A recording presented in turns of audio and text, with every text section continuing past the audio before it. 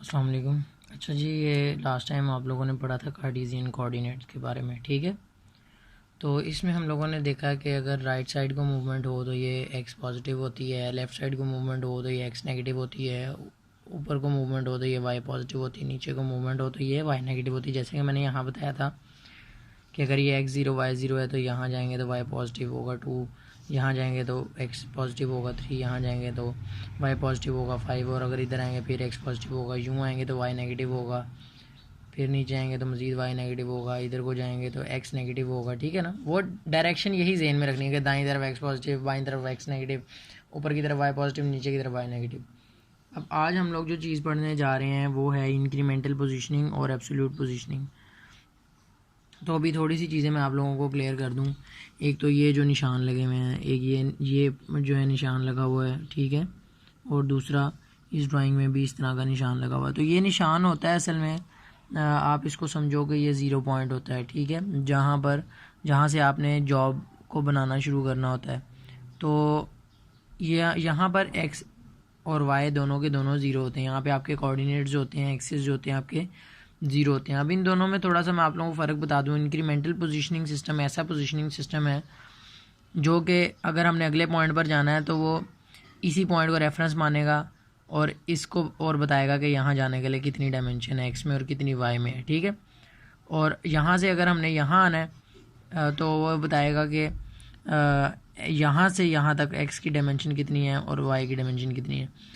और अगर हमने यहाँ जाना है तो बताएगा कि यहाँ से, मतलब कि वो हर अगला पॉइंट जो है वो पिछले पॉइंट पर डिपेंड करता है। जबकि अगर हम एब्सोल्यूट सिस्टम की बात करें तो इसमें सारे के सारे पॉइंट्स, जितने पॉइंट्स हैं 1 2 3 4, ये सारे के सारे शुरू वाला वो जो एक पॉइंट होता है ना, सिर्फ एक पॉइंट जो एक्स ज़ीरो वाई ज़ीरो, उसी को रेफरेंस लेकर आगे चलता है। यानी कि इसमें हम लोग जो है ना फिर एडिशन करते रहते हैं। जिस तरह यहाँ से यहाँ आना है तो ये वाई 10 है, यहाँ से यहाँ आना है तो एक्स 20, और वाई फिर हम उसमें जहन में रखेंगे कि पहले मैं कितना चल चुका हूँ, क्या चल चुका हूँ, वाई 10 चल चुका हूँ, तो मैं इस पॉइंट से यहाँ आने के लिए एक्स को 20 और वाई को 10 लिखूँगा, साथ वाई को फिर 0 नहीं लिखूँगा, ठीक है। फिर यहाँ से जब यहाँ जाना है तो पिछले पॉइंट्स को जहन में रखना है और उनमें एडिशन या सब्ट्रैक्शन करनी है डायरेक्शन को देखते हुए और अपनी डायमेंशन को देखते हुए कि कितना फासला है वो, ठीक है। तो अभी एब्सोल्यूट पोजीशनिंग सिस्टम को हम लोग कल देखेंगे इंशाल्लाह। आज हम लोग डिस्कस करेंगे इंक्रीमेंटल पोजीशनिंग सिस्टम को। तो इंक्रीमेंटल पोजीशनिंग सिस्टम में देखो ना, इन दोनों की ड्राइंग्स में भी ये फ़र्क है कि ये जो है इसमें हर पॉइंट से अगले पॉइंट तक का फासला बताया गया है, जबकि इसमें एक ही पॉइंट को देखकर उसी से तमाम फासले बताए गए हैं कि यहाँ से यहाँ तक 20 है, यहीं से यहाँ तक 30 है, और यहीं से यहाँ तक 55 है, यहाँ से यहाँ तक 10 है, और यहाँ से असल में यही है ना, यही पॉइंट है ना, ये यहाँ से यहाँ तक 10 है, यहाँ से यहाँ तक 20 है, और यहीं से यहाँ तक 40 है, ठीक है। तो ये फ़र्क है मेन, असल में इनमें। फिर अब हम बात करते हैं इंक्रीमेंटल पोजीशनिंग सिस्टम की कि इसमें हम लोगों ने कोऑर्डिनेट्स कैसे लिखने हैं। असल में ये बहुत ज़रूरी है, ये कोऑर्डिनेट्स लिखने या ये एक्सिस की वैल्यूज़ लिखनी। असल में ये हम क्यों दे रहे हैं, ये हम मशीन को बता रहे हैं कि यार तुमने ऐसे मूव करना है, ऐसे मूव करना है, यूँ करना है, यूँ करना है, या जो भी मूवमेंट है हमने वो मशीन को इस तरह से बताते हैं, ठीक है। तो उसमें क्या है कि मैंने यहाँ पर तमाम पॉइंट्स को नाम दे दिए हैं, A B C D E F G H I J K L, और दोबारा ये वापस ए। तो ये पूरी जो है वो शेप बन जाएगी, ठीक है। तो इसमें इसके कोऑर्डिनेट्स किस तरह से लिखने हैं ये मैंने नीचे लिख दिए हैं कि ए पॉइंट अगर हम देखें, ये पॉइंट, ये तो जाहिर सी बात है जहाँ से स्टार्ट कर रहे हैं तो वहाँ पर एक्स भी ज़ीरो है और वाई भी ज़ीरो है, ओके। अब ए से हमने बी की तरफ मूवमेंट करनी है, यानी बी पे जाना है। तो अब यहाँ पर वाई एक्सिस में मूवमेंट हो रही है ऊपर की जानिब, यानी वाई पॉजिटिव है, एक्स में कोई मूवमेंट नहीं है, तो एक्स 0 और वाई 10। अब हमने सी पॉइंट का बताना है, सी पॉइंट का, बी से सी की तरफ यानी कि जा रहे हैं हम। तो बी से सी की तरफ क्या कोई मूवमेंट है एक्स एक्सिस में? जी बिल्कुल है, दाईं जानिब को मूवमेंट हो रही है यानी पॉजिटिव है। तो एक्स में कितनी मूवमेंट है? 10, एक्स 10, और वाई में कोई मूवमेंट नहीं है, वाई 0। इसी तरह सी से डी की तरफ जब जाएंगे ऊपर तो ये मूवमेंट है 20 की, और ये ऊपर को जा रही है तो पॉजिटिव है, एक्स में कोई मूवमेंट नहीं है इस स्टेप में, ठीक है। तो एक्स 0 और वाई 20। इसके बाद डी से ई की जानिब आएंगे तो ई जो है वो ई पर आने के लिए एक्स हम 8 मूव करेंगे दाईं जानिब यानी पॉजिटिव 8, और वाई इधर कोई मूवमेंट नहीं है, वाई में सिर्फ दाईं तरफ मूवमेंट हो रही है। इसके बाद ई से जब एफ़ की तरफ आएंगे, ये पॉइंट ज़रा गौर करने वाला है, ई से जब एफ़ की तरफ आएंगे ये फासला, पहली बात तो ये इस तरफ दिया गया है, ठीक है, 5 का फासला ही। पर अब हम नीचे की तरफ आ रहे हैं, तो नीचे की तरफ जो है डायरेक्शन आपने वो डायरेक्शन जेन में रखनी है कि दाईं तरफ एक्स पॉजिटिव, बाईं तरफ एक्स नेगेटिव, ऊपर की तरफ वाई पॉजिटिव और नीचे की तरफ वाई नेगेटिव।